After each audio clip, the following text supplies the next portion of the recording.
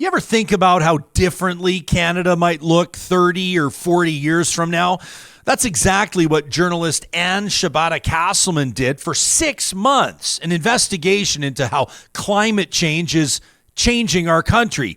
She presents the dire details on Real Talk. I think because the summer has sort of been, it's a lived experience that we've all had of what Canada's climate future will be like. But also, I think I think people are starting to realize that, this actually is a Canadian issue. I think we felt very insured and sort of protected in Canada against climate change impacts.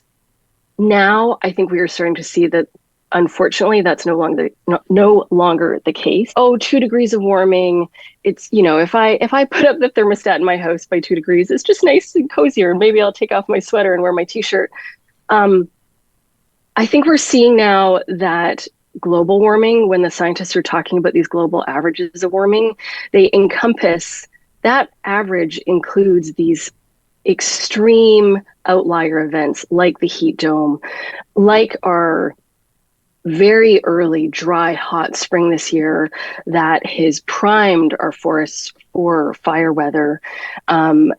We also see it with extreme flood events in how it energizes and powers more powerful hurricanes. So it isn't just like turning up the thermostat a couple degrees. We have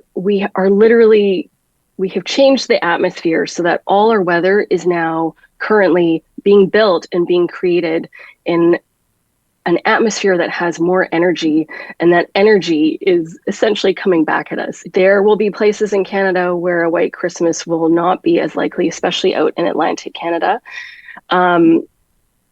If you go further north, of course, the significance of losing that cold is much more,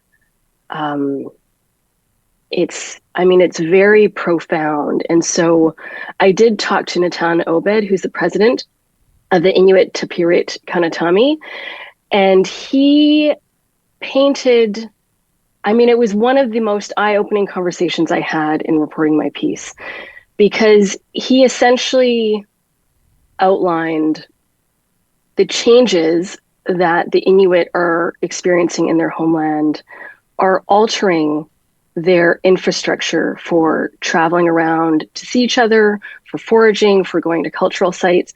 And by that infrastructure, I mean the Arctic sea ice. And so when that sea ice becomes so unreliable that experienced hunters are falling through it and dying, when for decades they've managed to navigate it safely, you sort of lose this integral fabric to a culture and a society that, in his words, we are going to have to learn how different ways of being Inuit in the North. Because, and he pointed the finger, and this is completely fair, because the global community has failed to essentially stave off this reality by cutting our emissions and by taking the steps to defang the impacts of climate change. And that, when he said that, to me as a Southern Canadian, it felt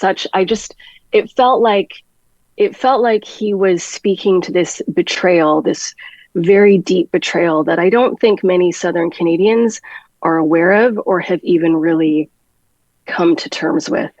Our world and all the prosperity and security that we've enjoyed in it has been built for a stable, specific temperature range, which is the temperature range that we have historically experienced. And as we push our climate past that historic comfort zone, simply put, it's sort of like ski wax. Like you have different ski wax for different conditions, and we've been using a certain type of ski wax on our society, and it's worked very well. Well, now that ski wax isn't going to work as well. As the impacts of climate change become more painful and more unbearable, people who want better emissions reductions and stronger, more stringent climate policy will be more angered and act out in protest.